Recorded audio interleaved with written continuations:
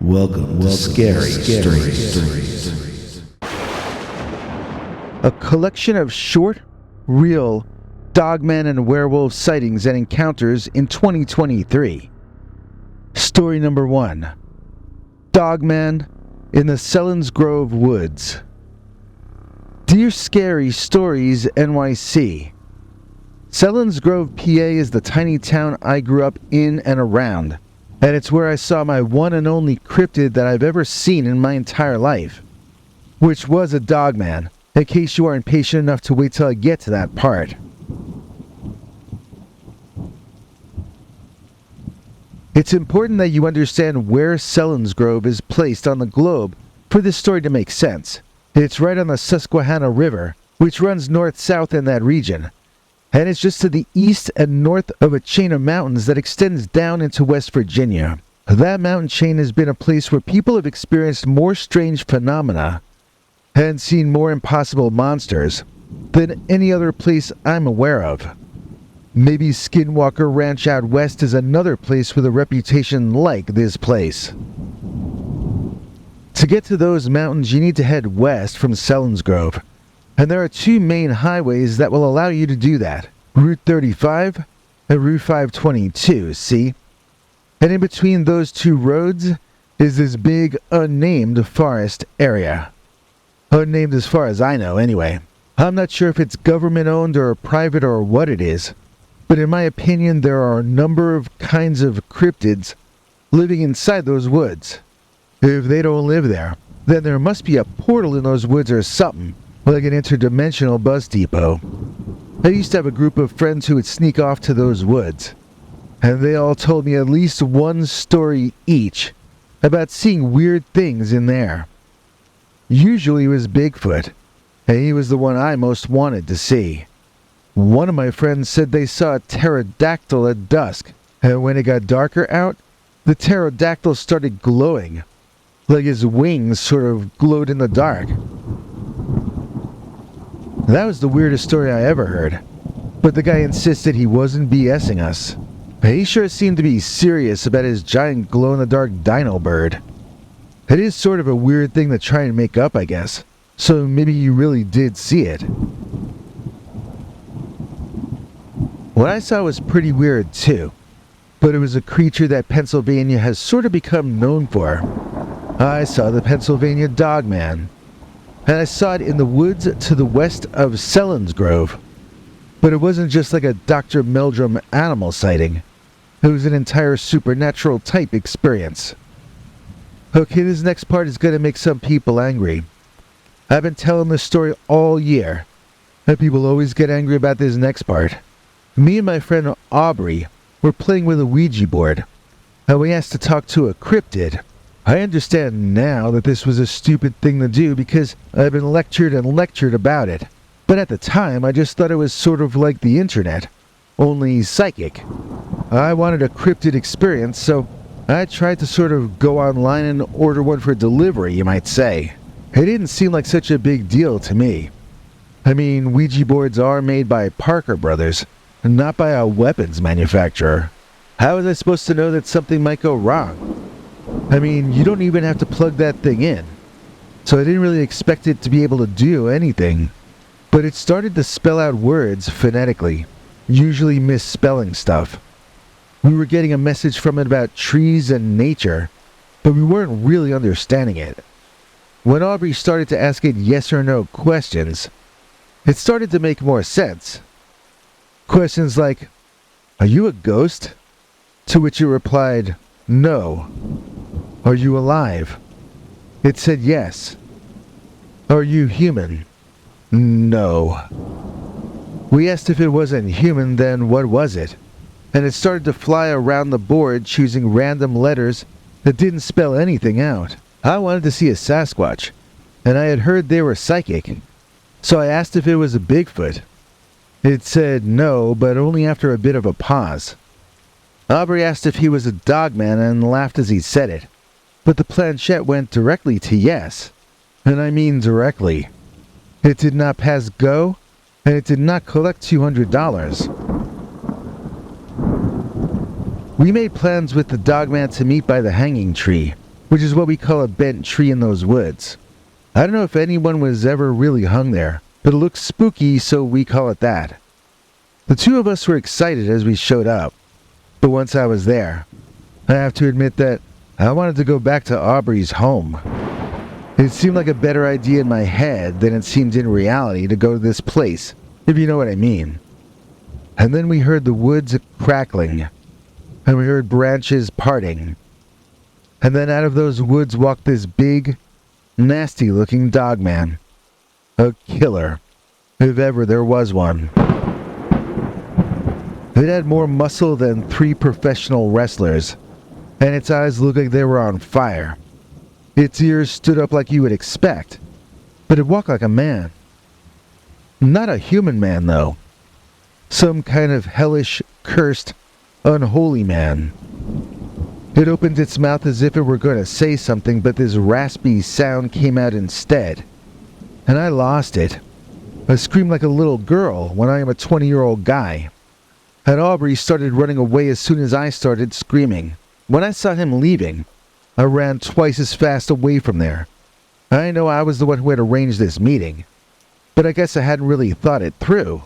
We could hear that big thing running after us for a while. It sounded like it was calling out to us, but I couldn't understand what it was saying.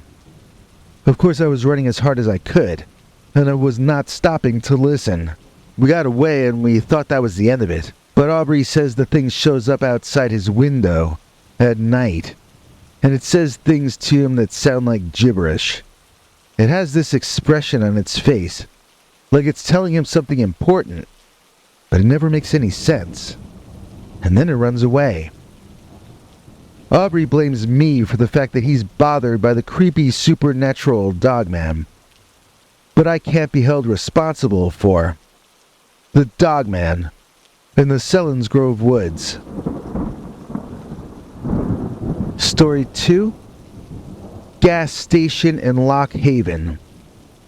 Dear Scary Stories NYC, here's a Pennsylvania Dogman story from earlier this year. It was coming out of winter and heading into spring, and the weather was sort of a lot like it is now in autumn, really. I think it was in the 50s that night, so a little chilly, but nothing that's going to freeze your icicles on you or anything. But instead of the leaves turning orange and yellow, most of the trees were still bare, or maybe just at the first stages of starting to sprout, you know?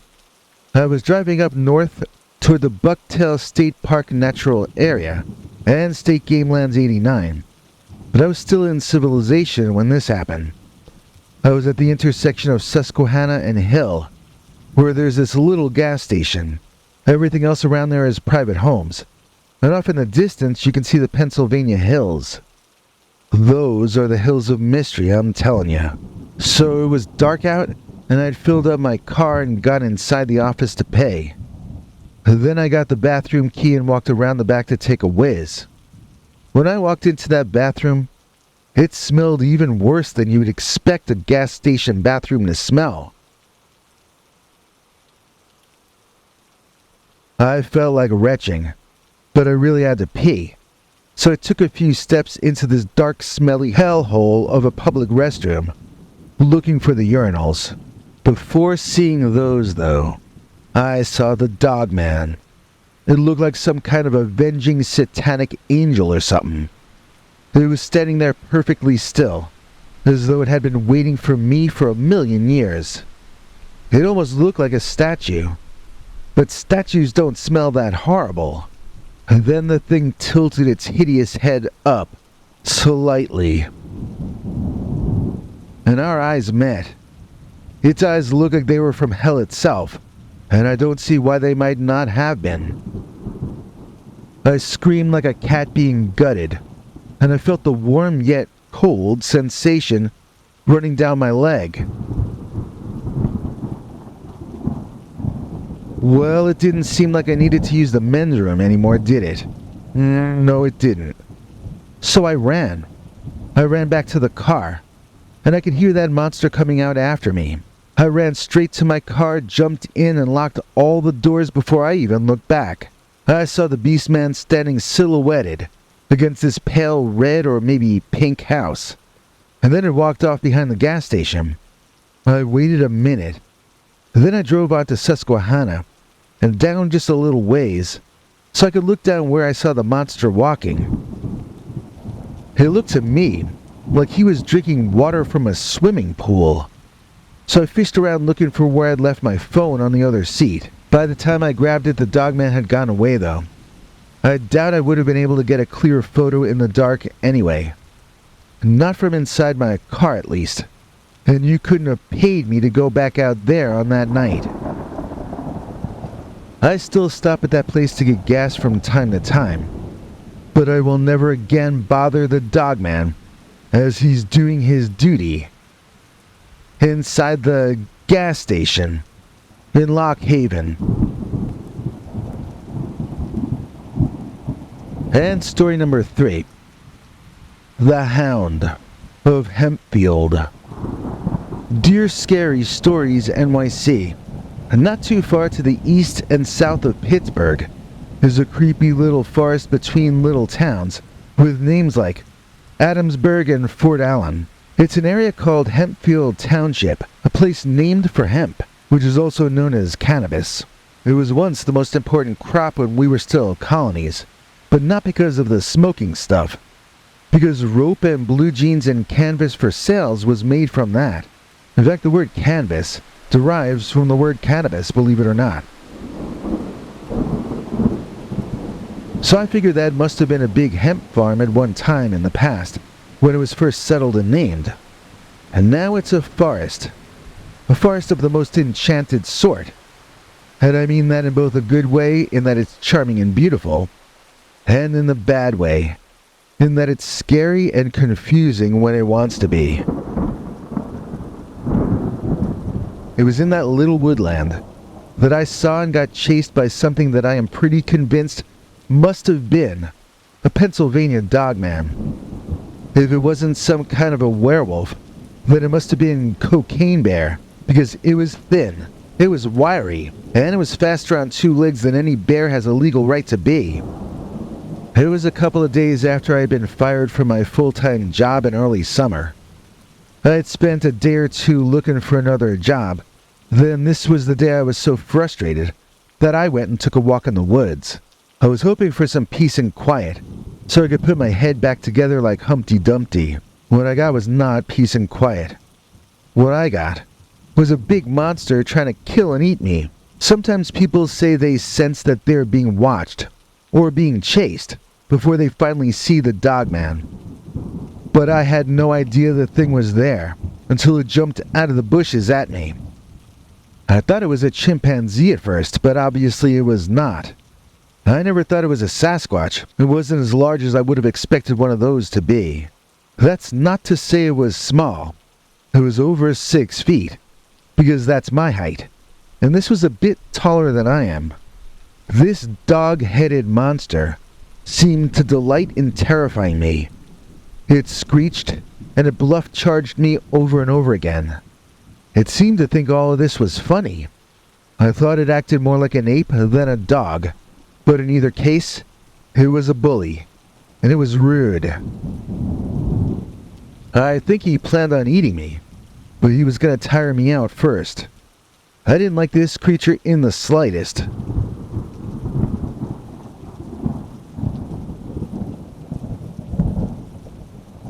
I tried to punch him, but he was too quick for me to land a fist. I tried to hit him with a stick, but he grabbed it away from me and spanked me with it. Whatever I did, he could undo 3 times faster, and I was running out of ideas. I was already out of breath.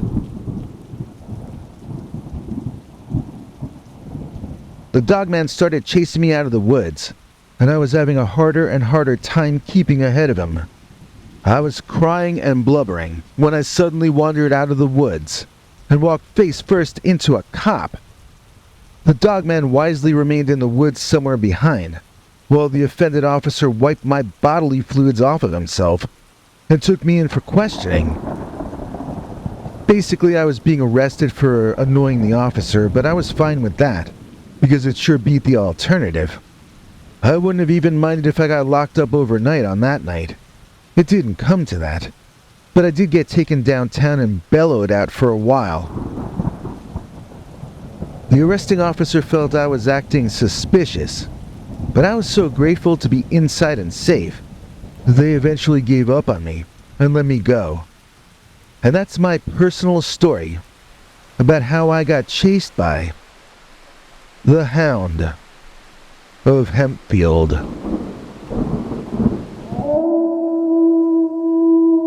Real Wolfmen, True Encounters in Modern America. A lot of the stories we run on this channel are supposed to be true, but it's not like I have budget or time to look into any of the claims made. Someone who made her living looking into Dogman claims, though, was the late great Linda Godfrey. If you like the stories on this show, then you should check out this incredible audiobook from Linda called Real Wolfmen, True Encounters in Modern America. Linda goes back to the 1930s and tells a number of the better researched Dogman and werewolf stories of the 20th and 21st centuries. It's a great overview of the subject matter, whether you're new to it, or even if you think you know all the stories. It's available in audiobook, audio CD, paperback, or Kindle forms at the address in the description for this video. The audiobook is over 8 hours and is probably the best deal there. Plus, if you use the link in the description, supposedly you're helping us out here in some way that I'm still learning about. And now here's your old pal Bigfoot with an important message about today's executive producer. Security guard chased by the Dogman. Dear Scary Stories NYC, I used to work as a security guard at a Ford plant in Michigan. A factory, I mean. I'm an average-sized woman, but I felt tiny on that job, especially on the night when I found myself accidentally spooking an actual real bear-sized or larger Michigan Dogman. Part of my job was to make the rounds with a flashlight and a walkie-talkie. I wasn't supposed to do anything but call in problems. Like if I saw an intruder, I was not to confront him. I was not to attempt to overpower or arrest him. And I didn't have a gun or anything like that. But I didn't then and I don't now know why someone would break into a working car factory. So I wasn't really very scared as I made my rounds. It was actually an excuse to get up off my butt and not have to watch the security monitors for a while. I enjoyed getting to stretch my legs and getting to do something with my eyes besides stare at a screen all night shift. But I kept seeing stuff moving in the dark in this one area where parts were fixed. I was walking over there to throw the lights on, so that when I eventually got back to the video monitors, I'd be able to see inside that room better. I don't know why I wasn't really expecting anyone to be in there, but I wasn't.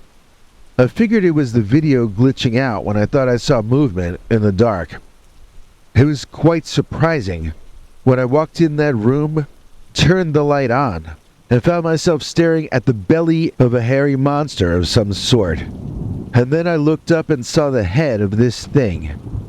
And it was a kind of almost a bear face. It wasn't a bear though. Its ears were totally wrong. They were more like a dog's ears. It was too big and too burly to be a dog though. It was standing up in that way that bears do. But its posture was a lot more sure-footed than you would expect. The legs were longer, too, and more like those of a dog.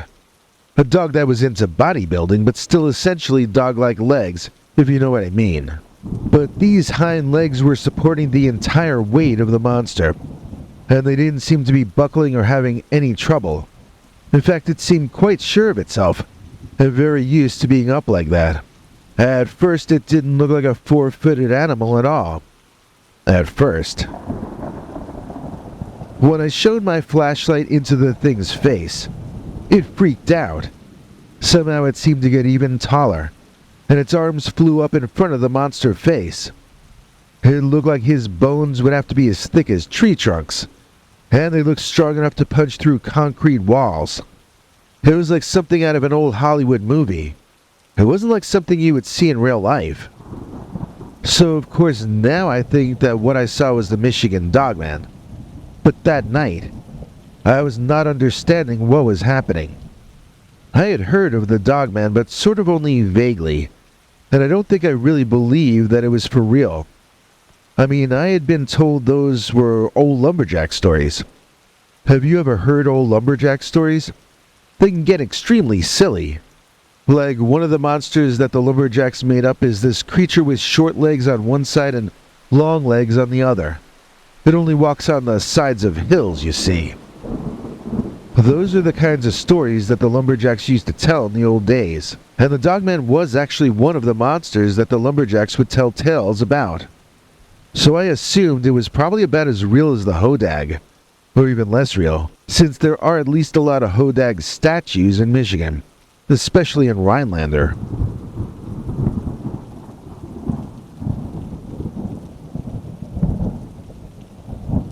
I think that either some real stories of actual wolfmen got mixed in with those tall tales, or else maybe it was just a coincidence that they told tales of something they called the Dogman.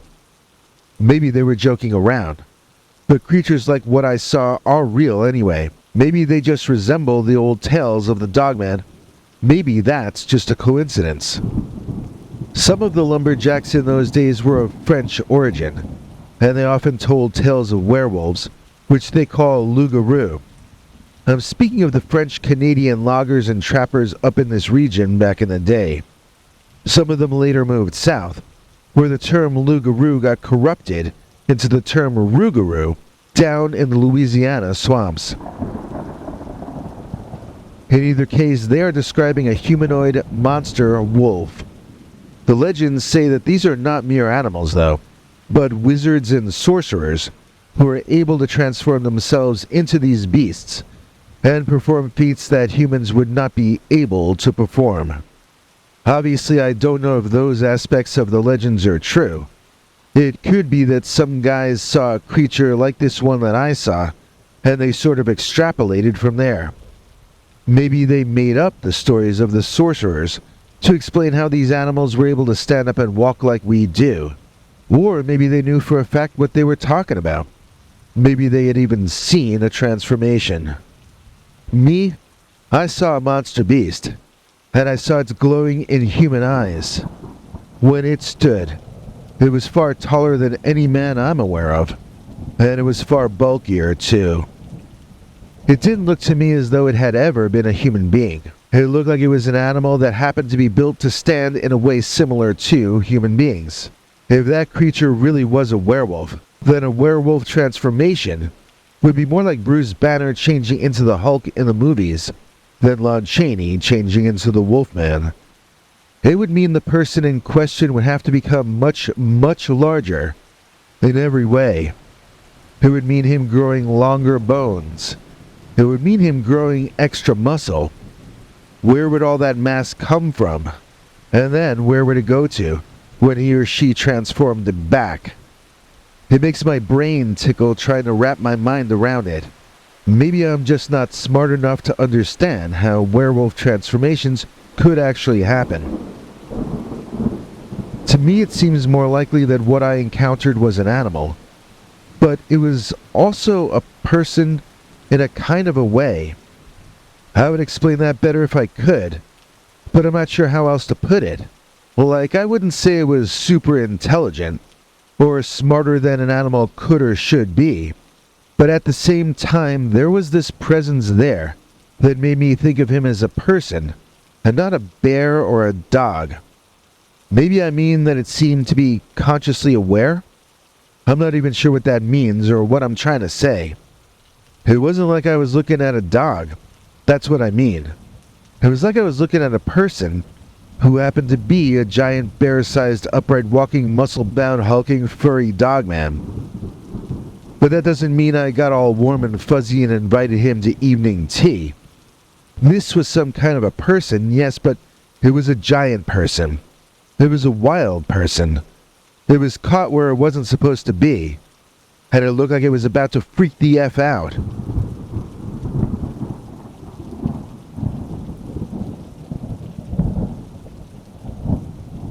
I decided to talk calmly to it.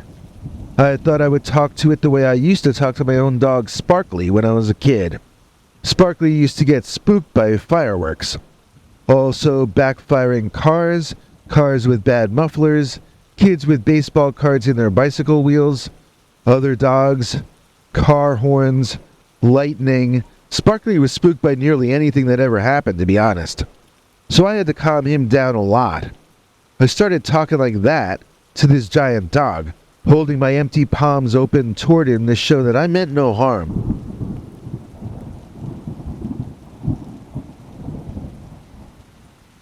I watched as the creature's pupils shrank to adjust to the brightness in the room. He turned his head to the side in that cute way dogs do when they're trying to understand you. He looked so funny in that moment that in spite of his great size, I took a step forward toward him. He just reminded me so much of my childhood dog, Sparkly.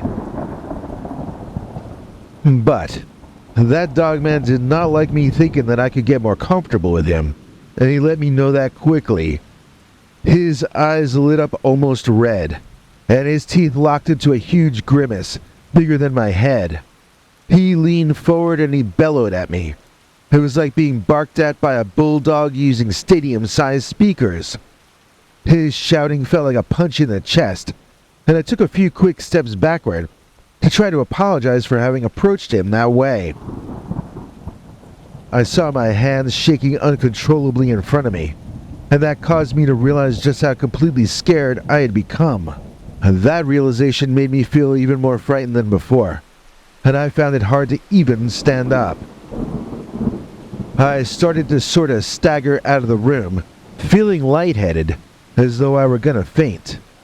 I tried to remember what the protocol was for a situation like this, but I was having a panic attack and it was hard to remember that I was even at work.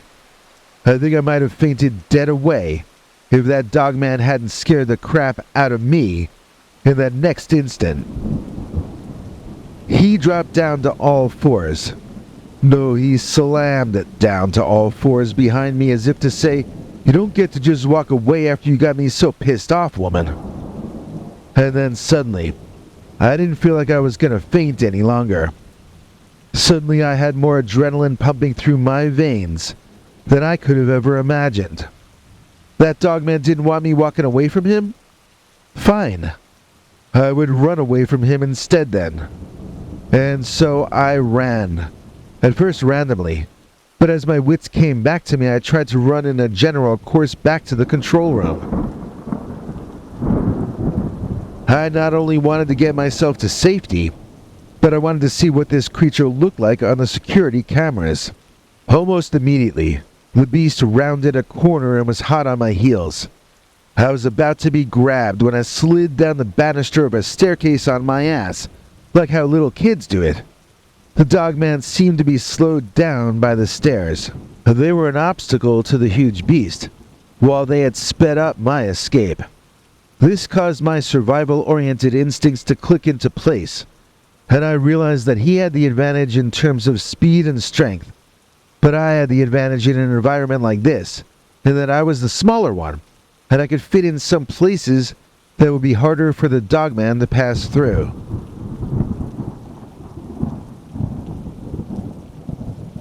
And so I broke into a clumsy, panicked version of parkour. I was too scared to run down straight walkways, knowing the dogman would catch up in seconds. Instead, I vaulted over short fences and ran along the top, until I could leap onto other surfaces too small to support that big dogman.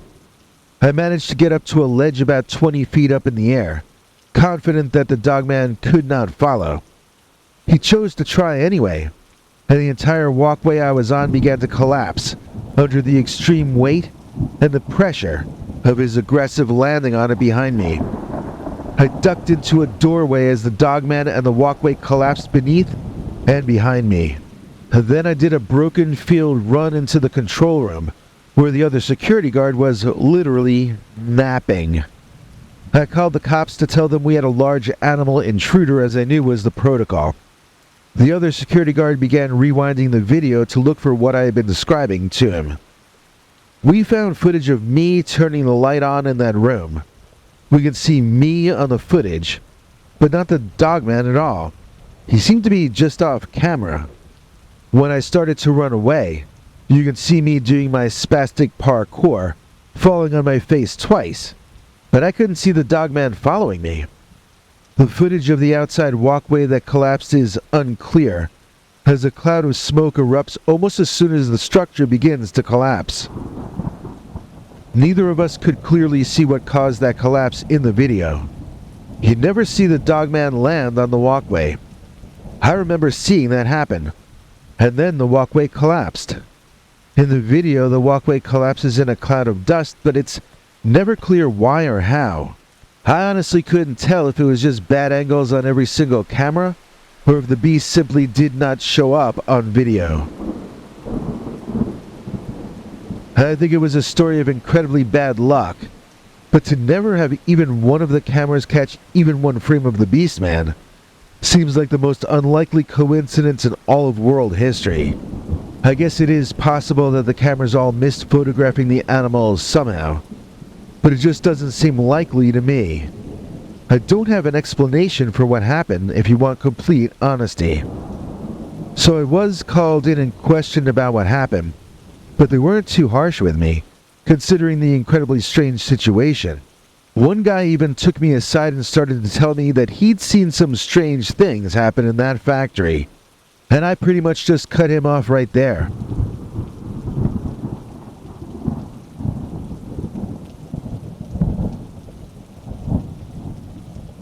It had gotten to be too much for me. I didn't storm off like a diva or a chicken or anything like that, but when my cousin Sheila got me a job working in her grocery store, I jumped at the chance for a job I could do that didn't require the use of a flashlight or the ability to parkour. Because besides teaching me that the Dogman is real, but not real in the way you and I are, this experience also taught me that I am not very good at parkour.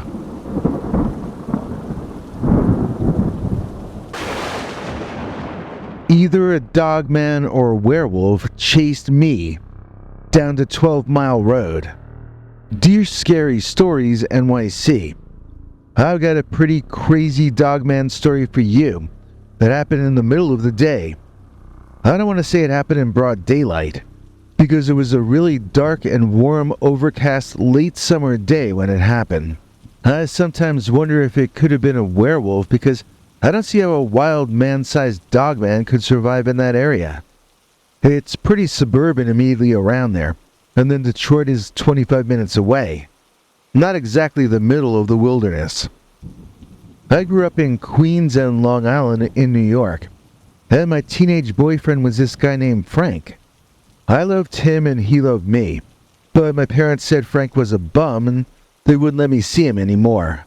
He and I lost touch with each other until I was 27 years old, and he got back with me by using MySpace. Do you remember MySpace?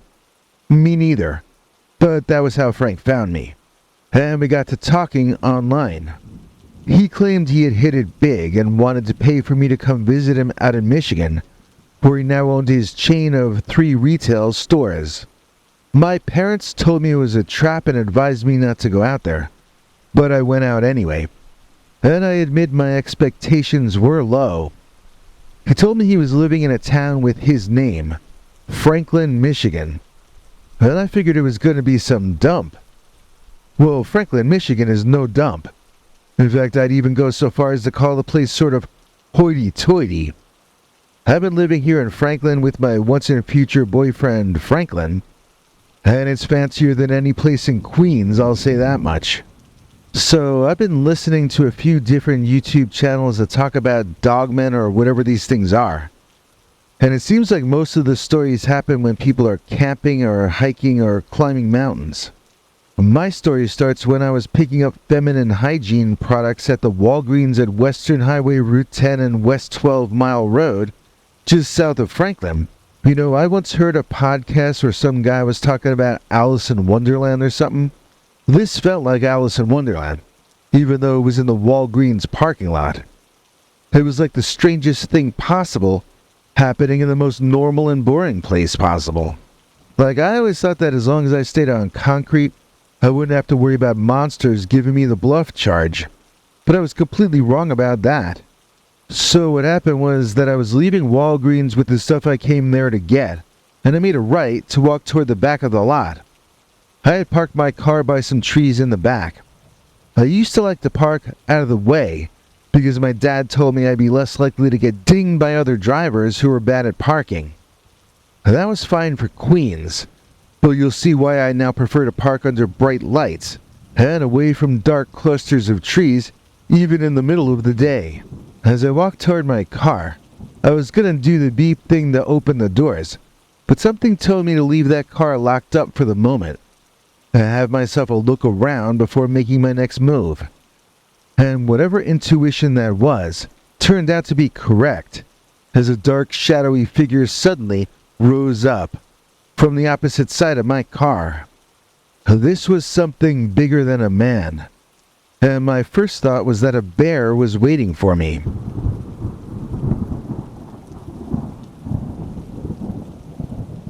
It was about the size of a bear, but the ears were too long and wolf-like.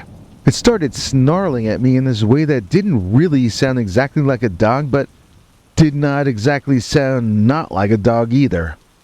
It was tall enough to easily look over the top of my car back at me, and I could see its broad football player shoulders, and its reddish glowing monster animal eyes. It bared its teeth at me as though it wanted me to be even more scared than I already was. Talk about overkill. I turned and ran away from my rented car, even though there was nothing in that direction except 12 Mile Road. But I looked up and out onto the street, and idling at the red light in front of me were a few long trucks carrying live animals. The trucks were brightly painted with the name of some circus that I was unfamiliar with. I waved down one of the drivers and told them that their bear dog thing got out. They told me they had bears and they had dogs, but they had no bear dog things. I said, well, tell me what that is then, and I pointed at the thing chasing me. The driver looked where I indicated and then informed me that I was pointing at a parking lot. I turned around and he was right. There was no large animal chasing me anymore. I figured it must have gone back into the woods behind the parking lot, and I apologized for holding up traffic. I walked back to my car in shame, listening to circus performers shouting mocking things at me as I retreated. They made a comment about how people from Michigan are crazy, and I turned around insulted, shouting at them that I wasn't from Michigan, I was from New York. They said that made even more sense, and they all laughed at me even louder. I thought I was defending myself, but it was a total self-own, as people say these days. So I walked slowly and carefully back to my car, waiting for this giant dogman to jump out and go boo all over again, right? But I couldn't see the thing anywhere anymore. I even took a look into what I thought was the forest that the creature had walked out of and back into. It was like 4 or 5 trees. There was another parking lot on the other side, not a forest. So where had that thing run off to? He could still have been hiding very close nearby, and that made me shiver all over, like I was at the North Pole instead of Walgreens. I jumped in that car and I got the heck out of there. I do admit that I drove a little slower that day, looking around into people's yards and so forth to see if that dogman thing was running around through there. That's the thing about a lot of the nature over around Franklin. It's all sort of people's backyards.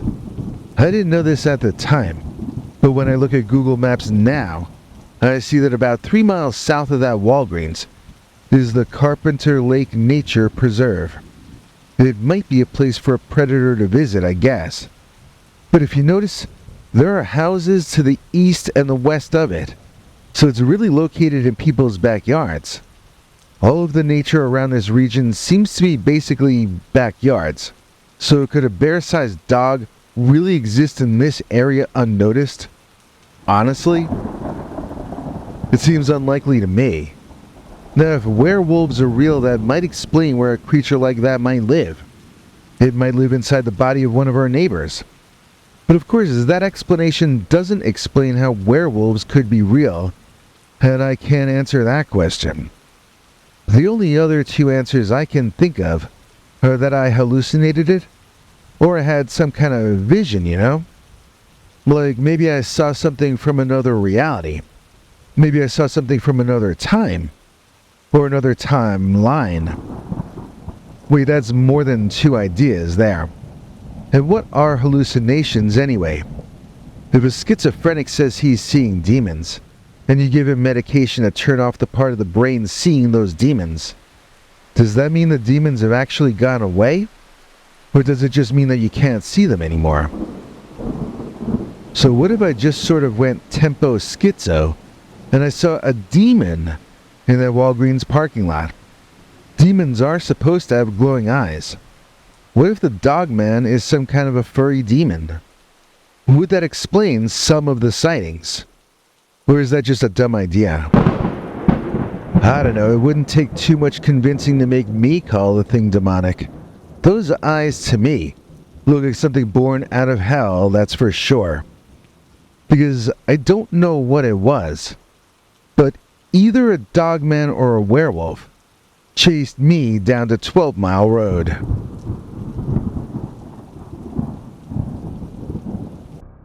Werewolf Killer's Son.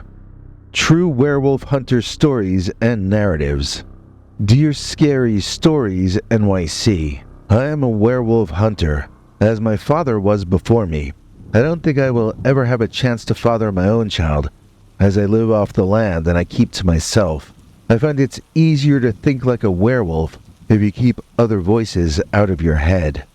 I don't want to go all zen on you, but a quiet mind is a far more perceptive one. When I was a kid, I loved TV.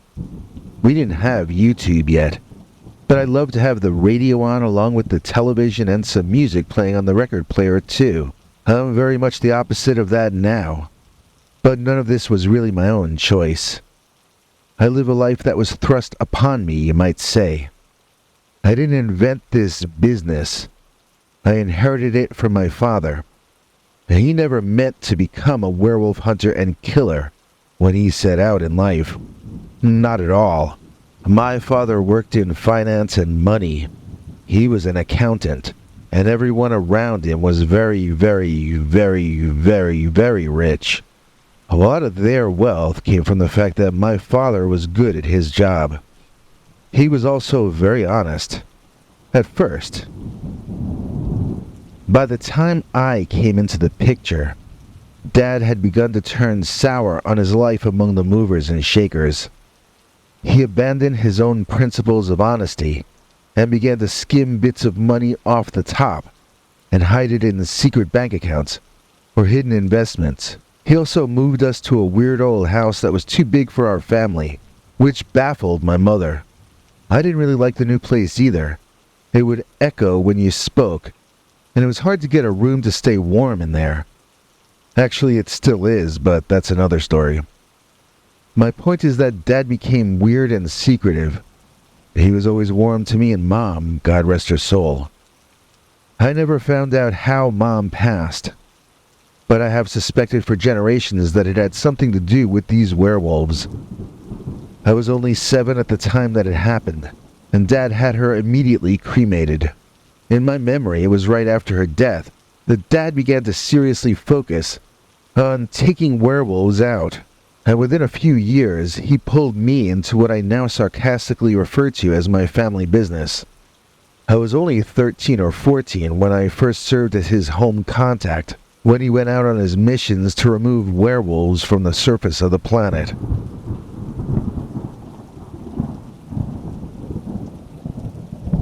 To me, it was almost like a video game. I'd stay home while Dad went out with a remote video camera stuck into his hat. For instance, one time he broke into the home of one of his own employers and searched the house for documents, which he then absconded with. It was my job to watch and listen, basically. If Dad were to ask me to call the police or whatever, I would have done that. But honestly, nothing like that ever happened. Dad was good at getting in and out of places unnoticed, in those days when home security was far more primitive. as he came to trust me more.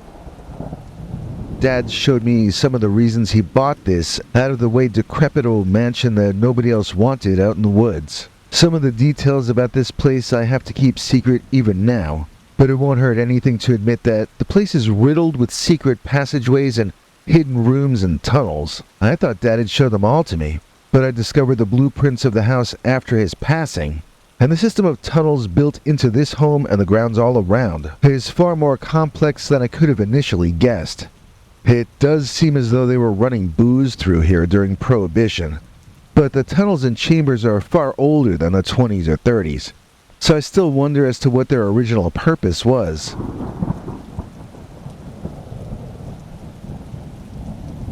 What my father had me help him use it for was to set up his own version of a crime lab. I used to call it the Bat Cave for obvious reasons. It wasn't actually a cave, and there weren't any bats in there, so my father never liked that name for it. He also had no interest in Batman, so possibly he might have even missed the reference. To me, he was Batman. I was Robin, and we were having adventures together. I didn't understand the dark side of what my father was doing until it all came home. One night I was awakened by my father contacting me on our two-way radio system. I was surprised that he hadn't told me he was heading out. I didn't know that he did occasional missions without me. Those were the ones involving deadly force. In other words, my father wasn't only a detective finding out information about a network of rich and powerful werewolves, but he had, without my knowledge, become a werewolf killer. No, he did not use silver bullets. He used poison to kill them. A kind of poison made of wolfsbane, as corny as that sounds. But when I was awakened by the radio, I didn't know any of this yet. I groggily answered his call, and then my father rattled off a long list of instructions for me to do immediately. I needed to get a certain room ready, then go into a certain drawer to find certain keys and use them to take certain things from a certain cabinet to bring back to that first room. My dad sounded panicked and strange, so I just did what he said to do. I was scared of the way his voice quavered. I never heard him sound that scared before. When he eventually came crashing into the house, I almost fell into the room. He was cut in multiple places. I thought he had been in a knife fight, but he told me that he had suffered something far worse. I watched as he mixed these 3 ingredients together, then sucked some of the fluid up into a syringe and injected it into himself. I had no idea what I was looking at, and I asked him to please tell me what was going on.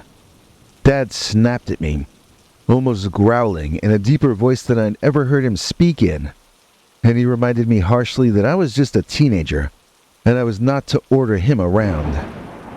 I apologized, but Dad's wounds sort of stopped the bleeding, and then he apologized to me. I asked him what that stuff was that stopped the bleeding, and he told me it only worked on werewolf bites and cuts. And that was when Dad finally spilled the beans on the parts that he had been holding back on. I was 18, and he had been waiting till he felt I would be old enough to understand. He told me that what he was about to explain to me would undo everything he had taught me up to that point, and that I was going to have to be a man about it. I agreed.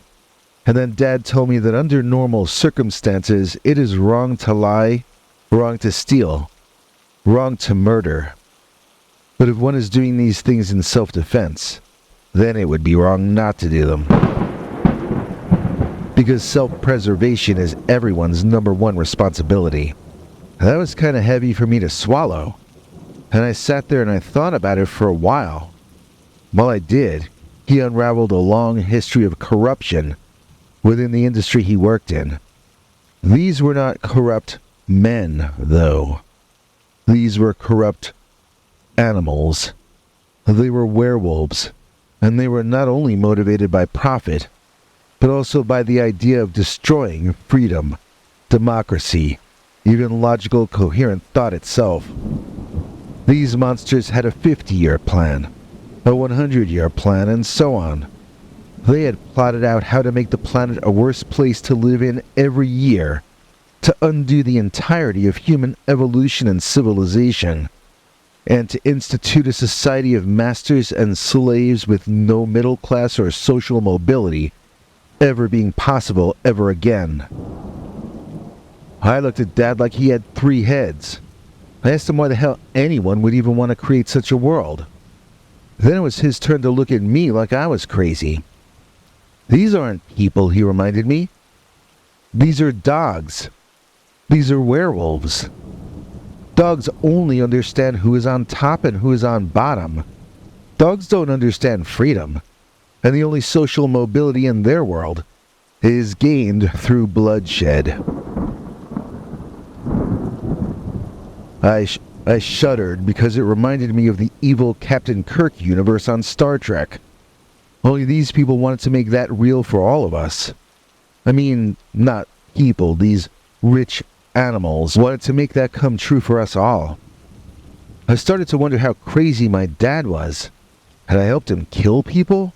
Just because he called them animals didn't justify killing them.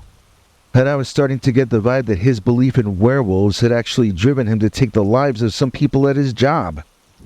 I started to wonder if I was going to have to call the cops on my own dad. And I wondered if that meant I would become homeless. It was a really messed up moment in time, believe me. But it was about to get far more messed up. And I was fairly well traumatized by the next 10 minutes of my life.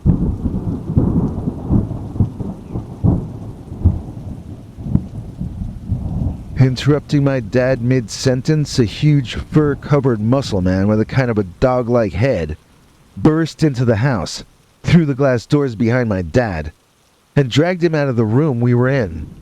I watched this thing that sure looked like a werewolf throw a fit, destroying everything around him, using my father as a battering ram. He dropped Dad hard on the floor, and I was amazed when he moaned in pain. I don't know how he was still alive, but the creature seemed to like it better this way. He bent over and roared right in my dad's face so hard that Dad's hair blew back away from his face.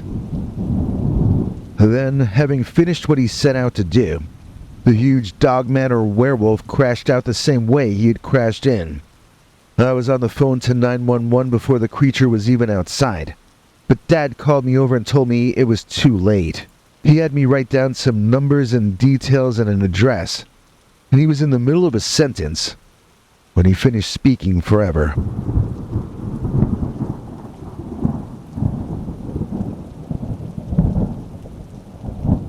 I wept for a long time before calling 911 again.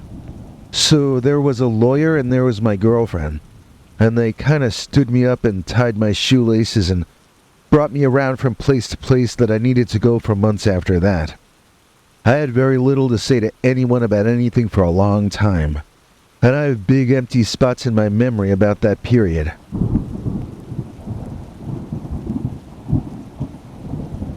Even when the police asked me who or what did this to my father, all I could say was, I don't know, because I didn't know what that thing was, and I didn't know what to say to them. Besides, it was very hard to think during those days. So my dad had been stealing money, something he told me was wrong to do. He had given me information on how to retrieve 7 different sources of wealth, not all of which were in liquid form at the time. I quickly became very emotionally dependent on my girlfriend, and she helped me get the various items of interest sold in ways where we could get as much cash as possible for them without it being traced back to us. Soon she and the lawyer began to feel like my new family, and I stupidly began to trust them.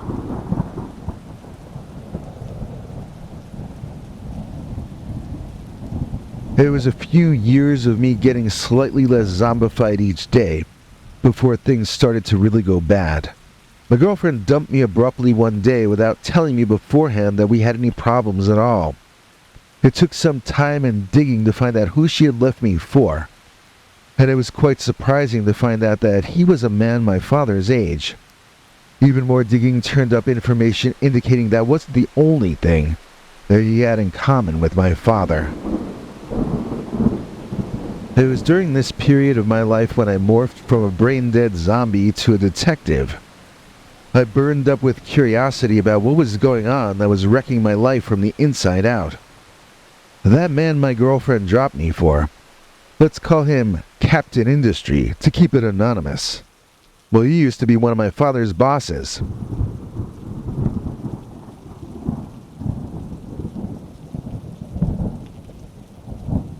I felt as though his picture seemed familiar, even though I had never seen him before. In my gut, I feel that he's either the werewolf who killed my father, or else he knows who was. He could have been the one to order the kill, or maybe he was the one who followed my dad home and did him in that night while I watched. I changed lawyers after learning that Dad's lawyer was also working for Captain Industry.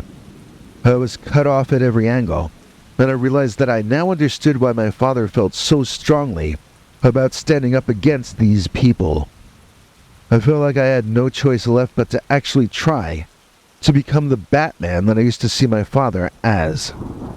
They weren't going to allow me to live my life the normal way, so what did they think I had to lose? But I'm a Batman with no Robin, with no Alfred the Butler. Anyone I hired or confided in would end up being wooed by the werewolves. Few humans can resist their charms or money.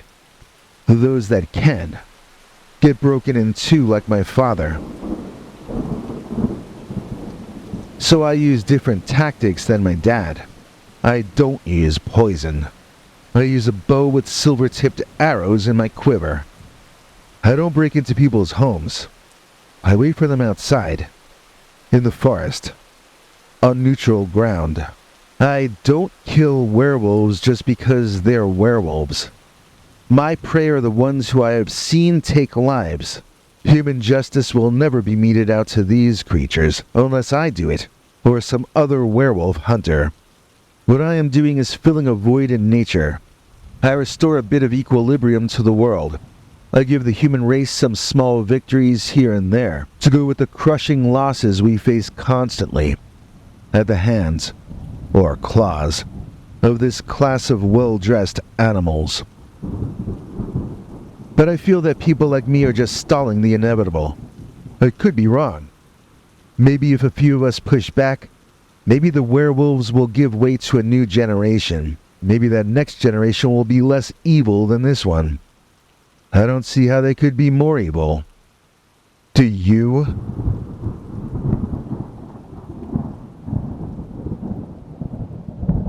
And now I'd like to end by thanking our channel members and PayPal Club members. First of all, we have to thank Godzilla Tim, who I will be thanking more formally in our Saturday night show this week. This man has joined twice to our channel membership, and he gave us £5 British just last night on top of that. So yeah, we will be thanking Godzilla Tim again tomorrow.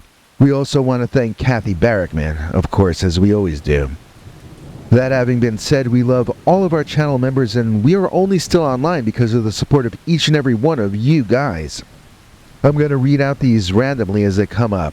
All of these people are just as important to the channel as the others, and we love you all equally. In random order, thank you to Efren Kalunga, Mary Shabazz, Fraggy Dendron aka Megara, James Fleming, Nancy Sears, Matthew Frederick, Ace Williams, who's also joined twice like Godzilla Tim, Inocencio de Divas, Anna White, Deborah Darcy, Julie Sadler, Ron Barracuda, who has been joined to our channel membership the longest.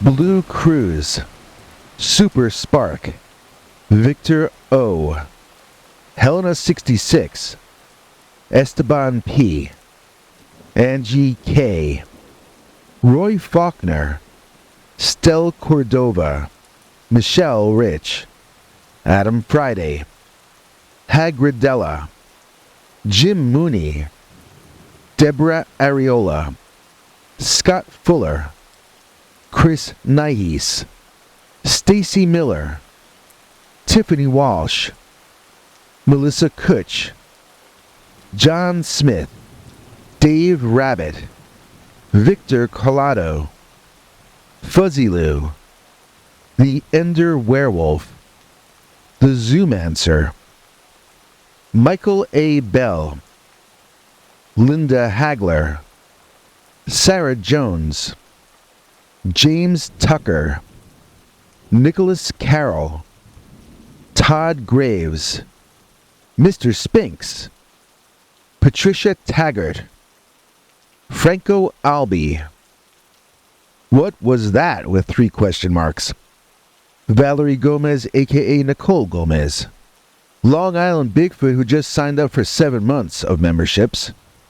Scott Halisic, Johnny Pasillas, Justin Simon, Anthony Johnson, and a special thank you and message for Jeff Kennedy. We keep getting PayPal payments from you, but your email no longer exists, so we have no way to send you the links to our members-only shows. I hope you're okay. If you're still with us and you hear this message, please connect a different email to your PayPal, or else please contact me with a different way I can send you the links. I hope all is well with you and with everyone still listening this late into the show. Please let me know if you'd like me to continue this podcast and try to make it a series, or if you think it's just a Halloween thing that we should drop in November. Please come back tomorrow on YouTube and Rumble, when we will have a new story about a friendly dogman. Hope to see you then, and happy Halloween.